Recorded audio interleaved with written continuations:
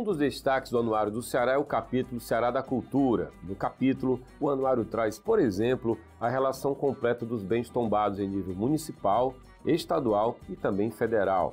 Além disso, traz a lista completa dos mestres da cultura. E para falar de cultura, na gestão que está acabando de ser concluída porque ela saiu para outros projetos, eu converso no programa de hoje com a ex-secretária da Cultura do Estado, Luísa Sela. O programa do Anuário já está no ar. Cultura é uma pauta estratégica para qualquer governo, para qualquer país. Isso passa pelo chamado soft power. Você lembra de Motel Destino no Festival de Cannes? Mesmo não tendo ganhado o prêmio, certamente aquilo foi muito importante para o cinema brasileiro e também para o Ceará. As roupas, os acessórios, enfim, o Ceará estava na pauta. E é para falar sobre a força da cultura, o peso da cultura, no sentido não só cultural, por assim dizer, mas também econômico, que a gente conversa agora com a ex-secretária da Cultura do Estado, Luísa Sela. Secretária, eu vou chamar de secretária como o cargo importante que a senhora ocupou. Sim. Muito bem-vinda, muito obrigado. Muito obrigada. Eu que agradeço o convite para estar aqui, Jocélio, conversando sobre um assunto que eu particularmente gosto muito, né? Enquanto gestora, mas enquanto cidadã. Tá, eu imagino, secretária, que deva ser muito difícil comandar uma pasta como a Secult, como a pasta da cultura, porque a senhora lida com intangibilidades, com muitas suscetibilidades, com delicadezas. É um universo artístico que necessariamente não se enquadra nas convenções da burocracia necessária. Queria que a senhora fizesse um balanço da sua gestão, uma gestão que foi concluída por razões políticas, porque a senhora saiu se desincompatibilizando dentro do prazo necessário para possíveis voos políticos, e eu queria que a senhora fizesse esse balanço do que foi a sua gestão. Eu acho que a política cultural, ela tem ainda, principalmente quando a gente se espelha em outras políticas mais consolidadas, um caminho para dentro da burocracia pública encontrar o seu melhor formato de acontecer, sintonizado com as especificidades do campo. O presidente Lula, recentemente, agora em maio, sancionou a Lei do Sistema Nacional de Cultura. Então, quando você pensa, por exemplo, no SUS, isso já aconteceu na década de 90 e foram praticamente 20 anos para consolidar esse sistema que busca garantir a integralidade da saúde. Então, a gente entra exatamente agora nesse desafio de imaginar quais são as legislações que precisam ser atualizadas, né? Quais são as metodologias, como dar conta de um campo que é tão amplo, porque a gente fala de expressões artísticas culturais, a gente fala de linguagens, a gente fala de campo de trabalhadores e trabalhadoras, olhando, por exemplo, para a técnica cultural, para a produção cultural, de serviços, porque você tem som, luz, cenografia, figurino, né? Então é um campo extremamente amplo. Uma cadeia imensa. Uma cadeia imensa e que, para você organizar do ponto de vista de política pública, prevendo ações, programas que busquem atender a toda essa... É realmente muito desafiador quando você tem até agora, recentemente, né, uma mesma legislação, aí você pensava na 866, que agora mudou, né, a nova lei de licitações, para atender uma dinâmica que é completamente diferente. Então, nacionalmente, a gente tem tramitando no Congresso Nacional o Marco Regulatório do Fomento Cultural, que é importantíssimo para a cultura brasileira, porque ela vai criar como se fosse a lei de licitações para a realidade, né, do fomento cultural, da cultura e a sanção do sistema nacional. Então, acho que a gente entra num tempo importante, não é, onde a gente pode adequar mais a burocracia pública a essa diversa, ampla realidade, que é a realidade da cultura e da arte no Brasil. Só está dizendo o seguinte, o tempo da cultura é diferente do tempo da burocracia estatal, né? A senhora diria que isso foi talvez o ponto mais difícil da sua experiência como secretária? É um desafio, principalmente quando você traz de um campo de um compromisso com a classe. Então, o desejo que as coisas aconteçam, não é? Que a gente veja os espaços. A pandemia foi muito cruel com o campo cultural, então, de lá para cá houve uma tendência de fechamento de alguns espaços, de pequenas empresas. Então, a gente está num momento também de retomada, não é? E isso traz uma pressão muito grande pela urgência da vida das pessoas, né? E também pela urgência da gente construir uma nova dinâmica para o campo cultural que possa gerar trabalho. Porque os artistas, os técnicos, os produtores, né, os brincantes, os agentes culturais de uma forma geral precisam dessa dinâmica que acontece exatamente pelos equipamentos culturais, pelos espaços independentes, pelas casas de show, tanto no universo público como também no universo privado. Tá. Então, eu acho que essa pressão da retomada, essa urgência, não é, da saída de um período muito difícil, marcado tanto pelo desmonte da política cultural a nível nacional, do ex-presidente, né, do Brasil, associada à pandemia, que foi para o campo cultural quase devastadora. Tá. Então essa transição ela é muito desafiadora, mas eu acho que é exatamente isso, a gente está numa transição. O estado do Ceará receberá até 2027 600 milhões só do governo federal, através da Política Nacional de Blanc. Então acho que a gente está entrando num momento muito positivo e que se nós tivermos capacidade de formulação, de profissionalização da gestão, de fortalecimento público e político da importância da cultura na agenda do desenvolvimento do nosso Estado, eu acho que a gente termina, né, o governador Eumano termina essa gestão em um outro cenário e com a cultura posicionada aonde ela merece. Tá, eu sei que tem estudos, eu não sei em que pé está isso no nível do IPES, para que se crie uma conta do PIB da cultura. Certamente isso seria muito importante politicamente para demonstrar a força que esse negócio cultura tem, porque a cultura ainda é vista por muitos como algo frívolo, algo que não é business, negócio, também, além naturalmente do sentido que vai além disso. O que é que a senhora diz em relação a essa conta? Como é que a gente no Ceará tem pensado isso? Por vezes a cultura é vista como gasto, né? Sim. Então você está gastando, o Estado tem tantos problemas e está gastando com cultura, né? Quando na verdade a cultura ela agrega diversos tipos de valores ao processo de desenvolvimento do nosso Estado, falando das pessoas, do desenvolvimento humano, da sociabilidade positiva. A gente tem que combater essa violência que assola as relações humanas, né, na contemporaneidade, e econômico. Então, o Itaú Cultural, logo no começo, no primeiro semestre do ano passado, lançou o PIB da cultura a nível nacional, identificando que a cultura representa 3,11% do PIB nacional, superando, por exemplo, a cadeia da indústria automobilística. Então, isso já chama atenção, não é? Uhum. E aí nós reunimos com o IPES, o Alfredo foi muito entusiasta dessa ideia, compartilhamos esse estudo que o Itaú fez, e o IPES desde lá então tem buscado, porque o IPES já faz uma medição do PIB do estado do Ceará, já tem esse método, né? E tem um desafio colocado pela informalidade do campo. Então você tem uma boa parte do campo que vive na informalidade, então isso agrega um desafio nas medições, mas eles estão estudando isso e a gente está fazendo agora também um estudo específico da cadeia do audiovisual, porque o governador se comprometeu com a criação da empresa Ceará Filmes, então a secretaria está com duas frentes, tanto de uma pesquisa como de uma consultoria para formatar esse modelo de negócio para que até o final do ano a gente possa apresentar para o governador o desenho dessa empresa, que também vai ter um olhar para a dimensão econômica, a indústria do audiovisual, um pouco ali correlacionando com a Ancine a nível federal, né? E você fez referência ao Motel Destino, né? Que teve em Cannes, mas a gente pode trazer aqui a Filha do Palhaço, de Guto Parente, que também foi premiado em festivais internacionais e nacionais, o Alain de Berton, que também, Halder, que também tem estourado em bilheterias no Brasil e no mundo, né? Então o cinema cearense tem despontado, e é muito importante na disputa pública, e principalmente do orçamento público, a gente demonstrar que esse investimento que é feito na produção, na circulação, na preservação da nossa memória, ele na verdade retorna com muito mais força, inclusive do ponto de vista econômico. Então a conexão com o IPES tem essa ênfase, assim como nós temos com a UFC, com a FUNCAP, o cientista-chefe, que busca também pesquisar e entender outras dimensões de importância do campo da cultura, não é? Tá, não dá para imaginar a cultura sem uma força muito forte do Estado, e isso talvez seja um incômodo para quem tem uma visão liberal do mundo, né? Olha, deixa que o cinema se vire para tocar a sua vida. O mundo inteiro trabalha cinema, por exemplo, que estamos falando de cinema, como algo estratégico.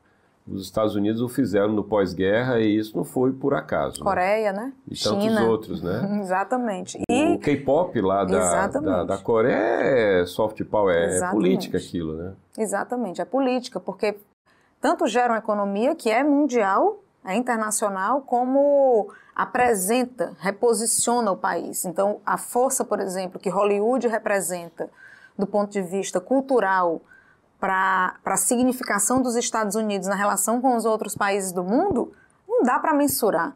Para além, obviamente, dos ativos econômicos também que isso retorna, né? E eu acho engraçado isso, Jocélio, porque quando a gente pega qualquer outra área econômica, o Estado não é ausente também. Então, eu já ouvi, inclusive, do secretário de Desenvolvimento Econômico que não existe nenhuma empresa, nenhuma indústria no mundo que viva sem crédito e sem subsídio. Então, chega a ser, não é assim, por que a cultura, então, por que a indústria cultural, então, não pode ter? Não é? Se você tem, nas indústrias mais tradicionais, não é? Também uma presença forte do Estado como indutor e buscando atrair esses negócios, preparando o parque industrial para receber empresas e indústrias das mais diversas ordens, com uma política forte de incentivo fiscal que no estado do Ceará é na casa dos bilhões. Então, por que a cultura, quando você pensa que também é um mercado, não deve reivindicar investimentos públicos, né? Então, eu acho que isso também é uma coisa que precisa ser olhada no todo do campo econômico, né? E em um estado como o Ceará, que tem uma potência muito significativa de conexão com o mundo, né? A esquina da América Latina para a América do Norte, para a Europa, para a África, tem na cultura, sem dúvida nenhuma, a possibilidade real de desenvolver o nosso estado, de gerar riqueza e de gerar trabalho. No processo de atração de investimentos do Ceará, a partir dos anos 90, do século passado, a gente trouxe muita indústria com base no binômio mão de obra barata, incentivo fiscal, né? Sobral tem 7 fábricas da Grendene, não por acaso. E, naturalmente, de lá para cá, o Ceará avançou para não ser apenas isso, para ter escola em tempo integral, para gerar uma qualificação do seu povo e a gente conseguir atrair um investimento melhor. A vinda do ITA, isso não pode ser visto como um campus isolado, mas como a formação da inteligência na engenharia para atrair e trazer grandes investimentos. Como é que o Ceará, nos últimos anos, queria que a senhora lesse isso, ele se preparou para formar mão de obra qualificada para a cultura? Temos ainda um desafio nesse campo. Nós lançamos, no começo de junho, o programa Cariri Criativo, que é um piloto em parceria com o Ministério da Cultura e o Banco do Nordeste, que busca também, tem uma linha forte de formação para os setores criativos. Mas o estado do Ceará, quando comparado com os outros estados do Brasil, é um dos que tem de forma mais forte e estruturada uma política de formação para o campo da cultura e da arte. A Escola Porto Iracema das Artes, por exemplo, é referência nacional. Além da Escola Porto Iracema, nós temos a Escola de Cultura e Arte do Bom Jardim, temos da Escola de Artes e Ofícios, Tomás Pompeu, Escola de Gastronomia. Então, é uma política, né, da Secretaria da Cultura estimular tanto as escolas públicas, como também escolas como, por exemplo, a Casa da Vovó Dedé, que forma para música, Edisca, e tantas outras, né, Balé Baião em Itapipoca, e tantas outras escolas que, a partir da sociedade civil, provocam essa formação nesse campo. Firmamos uma parceria com a Secretaria de Proteção Social e vamos, pela primeira vez, nos programas de qualificação profissional ofertados pela SPS, ofertar também formação na área da cultura, então a gente precisa ampliar isso. As universidades no estado do Ceará trouxeram nos últimos 10 anos, pelo menos, ali uma presença forte. Então, você tem o Instituto de Cultura e Arte na UFC, a UES e a URCA têm também formações, o IFCE tem formações, então a gente já vai aí, pelo menos, olhando para os últimos 15, 10 anos. A Unifor também. A Unifor também, você pega ali o curso de cinema, por exemplo, da Unifor, ele é super reconhecido, né, tanto na graduação como na pós-graduação. Tem algumas áreas que ainda são muito deficitárias, né? Você pega a área técnica, por exemplo, ainda tem pouca oferta de formação nessa área. A área de patrimônio é uma carência, uma dívida do estado do Ceará. Nós não temos cursos de museologia, por exemplo, de arquivologia, né? Então, assim, essa de restauro. A Pinacoteca agora vai começar a ofertar um programa muito forte voltado para essa área nas artes visuais. Então, a gente tem algumas áreas que ainda são muito carentes, realmente, né? Então, a gente já tem nos últimos 10, 15 anos, mas precisa sim fortalecer para qualificar a oferta de formação profissional e, consequentemente, dos serviços culturais associados, né? E essas pesquisas que o IPES faz, através dos CNPJs, pelo menos, eles mostram quais são as áreas que estão em crescimento e quais são as áreas que estão decrescendo. E isso no audiovisual mostra muito a transição do modelo de negócio do audiovisual, né? Então, locadoras, por exemplo, cai praticamente a zero. Quando você pega os trabalhos no streaming, ele sobe, né? Então, você tem ali uma dinâmica econômica que pode nos ajudar muito a organizar as políticas a partir do movimento que acontece, né, na dinâmica do setor. Então, essa parceria com o IPES, com a FUNCAP, através do cientista-chefe, para a Secretaria da Cultura é muito importante para organizar as políticas, não simplesmente por aquilo que a gente acha que é importante, mas a partir de leituras das informações, dos dados, da dinâmica econômica e cultural do Estado do Ceará, daquilo que se precisa mais, em quais áreas, né, para a gente acertar melhor esses investimentos, que serão muitos, né? O Estado do Ceará já se destaca como um dos estados que mais investe em cultura percentualmente. Com essa chegada agora dos recursos federais, se a gente organizar esse investimento direito, a gente pode melhorar muito a política cultural no nosso estado. Tá, o cientista-chefe que a senhora cita é uma experiência do Ceará, Pernambuco está levando para lá também, que, em linhas gerais, aproxima a academia da gestão pública. Quando diz assim, olha, vamos ver o que é que tem de pesquisa na academia e trazer para dentro do órgão. Por exemplo, na Secult, a senhora tinha um time de cientistas-chefes, não é? Isso. Pergunta, o tempo da academia, eu já fiz essa pergunta para outros convidados, o tempo da academia é diferente do tempo da gestão pública. A senhora tocou a gestão do começo do governo humano até agora começo de junho, a senhora sai por razões outras, questões políticas, a senhora vai sair candidata ou não vai, a senhora pode até se adiantar e dizer aqui se vai sair candidata já.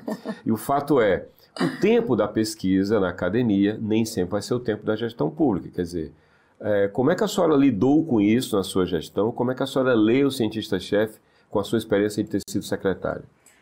Eu lembro que o Custódio, então reitor da UFC, na época ainda não era reitor, é o cientista-chefe da cultura, né? Tá. Eu lembro que estava ele, Vânio, Alexandre Barbalho, Lázaro, que é o time ali de coordenação, né, do cientista-chefe. E eu comecei dizendo isso, eu disse, olha, pesquisa aqui, que vai demorar 1 ano, 2 anos para produzir as primeiras leituras, são importantes, mas não vão servir para a gestão.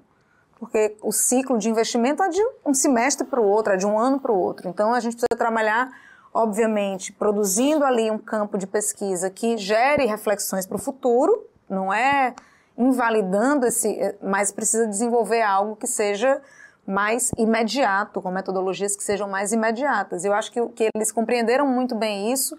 Claro que tem ali um tempo de acomodação da equipe do cientista-chefe com a equipe da Secretaria da Cultura. A dinâmica da gestão ela é muito acelerada, né? Então, por vezes, você vê, às vezes, equipes, né, da Secretaria, ai meu Deus, ainda tem os cientistas, né, como se fosse... Mas eu acho que depois isso vai encontrando um lugar e um fluxo de troca de conhecimento, né, porque aí, uma característica importante do cientista-chefe é que ele não transpõe uma pesquisa que está sendo realizada na universidade para dentro do Estado.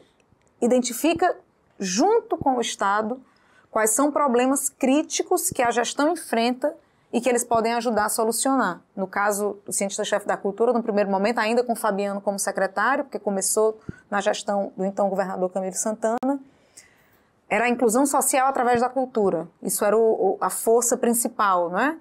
Então, isso foi definido junto com as equipes. Então, isso que eu acho muito legal, porque você identifica ali problemas críticos que são apontados pela própria equipe e que a equipe de pesquisadores vem para ajudar a resolver. Tá. Então, obviamente, algumas coisas vão chegar depois, sem dúvida nenhuma, mas tem ali uma dinâmica em tempo real. Eu brincava até que tinha alguns pesquisadores que eram quase funcionários da Secretaria da Cultura, porque estavam ali na dinâmica mesmo do dia a dia. Então, eu acho que é um programa que merece ser fortalecido, expandido para outras áreas e, obviamente, com o tempo aperfeiçoando aí, não é esse encontro. Mas acho muito importante essa produção de conhecimento a partir da gestão e envolvendo as pessoas que fazem, né? Envolvendo as pessoas que estão ali na dinâmica do trabalho, produzem um tipo de conhecimento que é preciosíssimo, porque eles estão produzindo conhecimento a partir da vida real.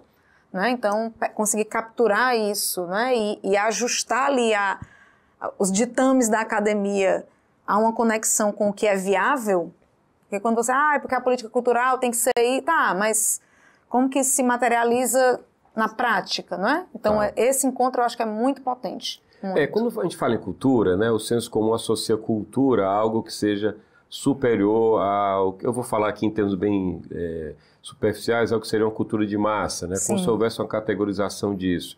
E aí até me lembro de uma expressão que criticavam o elitismo, quando na verdade elite seria o melhor de alguma coisa. Então tinha um jornalista que esqueci o nome que fazia a provocação, é preciso democratizar o elitismo.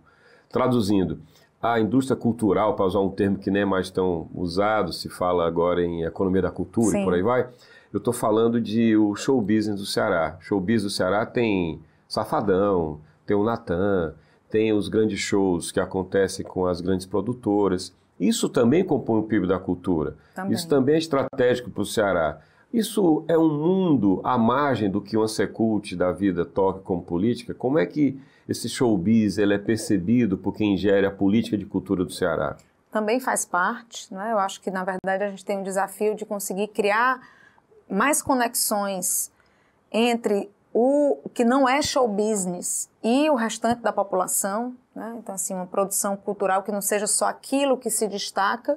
Mas, claro, quando você pega essas personalidades da cultura cearense que se destacam pelo tipo da sua música, pelo tipo da sua produção e que conseguem furar, como a gente diz, né, a bolha que o mundo da cultura, por vezes, vive, é muito importante e leva também o estado do Ceará. A gente só não pode achar que é só isso. Então, esse campo da cultura, ele, em geral, tem uma distância das políticas culturais desenvolvidas pelo Estado. Óbvio, se conecta em alguns momentos, mas muitas vezes são políticas que atrelam ali uma relação entre cultura e turismo. Então, quando você pensa, por exemplo, o Réveillon de Fortaleza, ou um show da Madonna, aquilo ali também é cultura, mas tem uma relação muito próxima também com estratégias de promoção do turismo e de promoção daquele lugar. Então, isso é importante que aconteça e, na verdade, nós temos um desafio no campo cultural, que é trabalhar comunicação e trabalhar formação de plateia. Então, a gente precisa fazer com que aquilo que é produzido, o cinema cearense, o cinema brasileiro, na verdade, se você pega na década de 70, 80, era referência, tinha um público importantíssimo dentro dos cinemas para assistir filmes brasileiros. Hoje você vê um desafio para o cinema brasileiro ocupar as salas de cinema, né, a cota de tela, que é esse mínimo que precisa, né, ali ser garantido por lei, mas isso é importante ter a lei, mas é importante ter um outro tipo de política que estimule que as pessoas possam conhecer e valorizar aquilo que é produzido no Estado, para além dos que vão para o mainstream. Tá. Né? Mas o mainstream faz parte, mobiliza uma cadeia gigantesca, leva o Estado do Ceará para outros lugares, não é? Apresenta também a cultura do Estado e, na verdade, eu acho que o que a gente precisa entender é como que a gente faz isso com uma quantidade maior, como que a gente conecta nesses circuitos, né, mais fortes de televisão, de rádio, de produção cultural. A gente tem agora, por exemplo, o Matheus Fazendo Rock, que é um artista da Sapiranga e que conseguiu. Ano passado circulou em vários festivais importantes de um circuito mais alternativo, porque é a característica da produção dele, mas ele saiu desse universo exclusivamente da cidade de Fortaleza e a gente fica muito feliz com isso. Então, o que a política pública pode fazer é que esses artistas sejam profissionalizados e estimulados a se conectar com o resto do Brasil, construindo essas pontes de circulação nacional e internacional para contribuir com o impulsionamento da carreira desses que, por razões diversas, não conseguem, com a sua própria estrutura, construir esse caminho, como a gente tem esses que você citou. Do Wesley Safadão, do Natan, do próprio Howden na hora do cinema, né? E outros que fazem esse circuito mais de cultura de massa, né? Então, também faz parte. E a gente precisa dialogar com isso. Nos últimos anos, a área da cultura do Ceará aumentou muito a quantidade de ativos, né? Eu estou falando da Estação das Artes, da Pinacoteca, do MIS, para citar 3, mas eu posso estar esquecendo de algum. E, ao mesmo tempo, eu faço um paralelo com a saúde. Fazer hospital é mais fácil do que manter hospital. Como é que essa conta fecha no âmbito da cultura, né, para manter esses equipamentos vivos? Uma dos grandes investimentos do governo do governador Camilo foi a ampliação da rede. Lembro do Centro Cultural do Cariri, da Escola de Gastronomia, né? O próprio Cine Teatro São Luís, que foi inaugurado já no finalzinho da gestão do Cid, mas quem teve que colocar ali para funcionar foi já na gestão do Camilo, com o Guilherme, depois com o Fabiano. É um desafio também. Para o Estado, para o governo, e aí tanto o governo como a prefeitura, o custeio é o grande desafio, né? Então, Isso vai desde da afirmação da importância desses equipamentos, mas também traz ali um desafio de pensar outras formas de sustentabilidade. Então, a própria política de bilheteria, política de pauta, agora com a retomada da Lei Rouanet, como nós aqui no estado do Ceará fazemos a gestão dos equipamentos em parceria com os institutos, que podem acessar recursos através da Lei Rouanet, é também uma fonte importante. Né? Os institutos têm um formato que permite. Permite. Eles podem trabalhar name right, por exemplo, fechar uma Estação das Artes no nome do banco. Poderia fazer isso? Poderiam fazer isso. Isso é claro que a gente vai até um limite de critério. Não... Exatamente. De não comprometer a finalidade pública do equipamento. Né? Então, eu acho que são equipamentos públicos. Tem autonomia na pauta. Tem autonomia na pauta, exatamente. Então, mas é super possível firmar parcerias com a iniciativa privada, sejam bancos, sejam empresas. A Petrobras, por exemplo, tem sido uma empresa estatal que a gente tem dialogado bastante. Né? Então, isso é possível.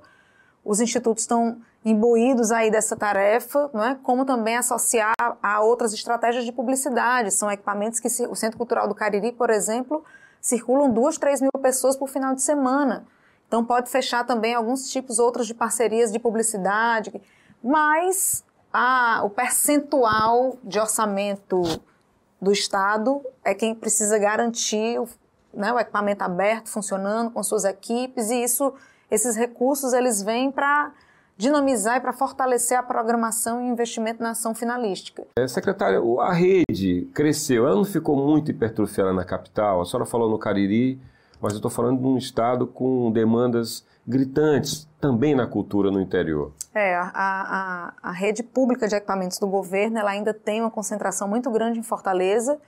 Então hoje nós temos 27 equipamentos, dos quais 22 estão em Fortaleza. Né? Foi também o governador Camilo que começou essa ampliação para outras regiões. Então a gente tinha somente o Museu Sacro em Aquiraz, mas agora temos equipamentos no Sertão Central e no Cariri, que é a Vila da Música e o Centro Cultural do Cariri. Não é? E agora, em parceria com o Ministério da Cultura, o governo do estado do Ceará garantiu investimento através do PAC, que tinha uma linha para a cultura de 15 CELs, que vão ser equipamentos culturais de pequeno porte, por volta de 500 metros quadrados, mas que vão estar em 15 municípios fora de Fortaleza. Né? Então, isso vai dar uma presença, uma musculatura importante de infraestrutura cultural, que também no Ceará é um grande desafio. Seria para quando? Agora, já no segundo semestre, o Ministério, a gente está, antes de eu sair da secretaria, estávamos finalizando as assinaturas dos termos e a previsão de repasse do governo federal para que a gente possa licitar e começar todo esse processo é no segundo semestre desse ano. Então, o tempo, não é aí de um ano e pouco para construir, integrar. Então, eu acho que até o final do governo do governador Eumano, a gente tenha, se não todos, pelo menos uma boa parte desses equipamentos já em funcionamento. Então, para a gente corrigir essa distorção, não é assim, claro que Fortaleza concentra quase metade da população do estado, né? Um terço da população do estado, mas a gente tem regiões muito carentes. Né? Assim, se você olha para algumas regiões do nosso estado, a ausência de infraestrutura cultural é muito grande ainda, e isso é um problema.